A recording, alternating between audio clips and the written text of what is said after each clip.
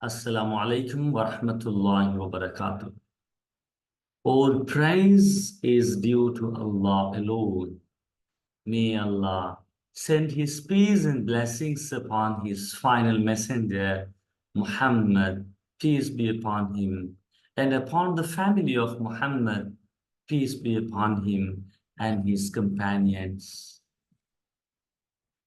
Ibn Abbas radiallahu anhuma narrates that someone amongst the companions of Prophet Muhammad, peace be upon him, set up his tent over a grave without realizing that it was a grave.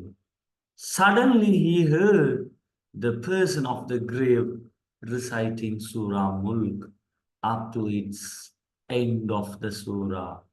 He came to Prophet Muhammad, peace be upon him, and said, O Rasulullah, I set up my tent unknowingly over a grave, and suddenly I heard someone reciting Surah Mulk up to its end. Prophet Muhammad, peace be upon him, said, it is the defender, it is the protector, which safeguards him from the punishment in the grave. Tirmidhi.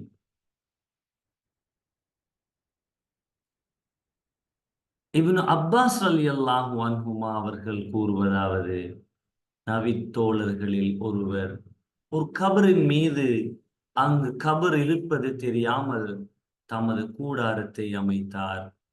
பிறகு அங்கு பார்த்தபோது ஒருவருடைய கபர் இருந்தது. அச்சமயம் அதனுள் இருப்பவர் சூரா முல்கை அதன் இறுதி வரை ஓதினார். எனவே அத்தோழர் நபி ஸல்லல்லாஹு அலைஹி வஸல்லம் அவர்களிடம் வந்து, யா ரசூலல்லாஹ், நான் ஓரிடத்தில் அங்கு கபர் இருப்பது தெரியாமல் கூடாரம் அடித்தேன். அதனுள் இருப்பவர் தபாரக்கல்லதி சூராவை கடைசி வரை ஓதினார் என கூறினார். அதற்கு நபி ஸல்லல்லாஹு அலைஹி வஸல்லம் அவர்கள், இந்த சூரா அல்லாஹ்வின் வேதனையை தடுக்கக்கூடியதாகும், மேலும் ஈடேற்றம் அளிக்கக்கூடியதாகும்.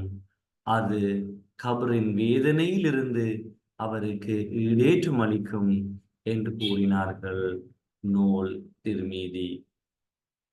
Jabir radiallahu anhu narrates that Prophet Muhammad, peace be upon him, did not sleep until he recited the surah Alif Lam Mim, Al-Sajda, and Tabarakalladhi biyadihil mulk.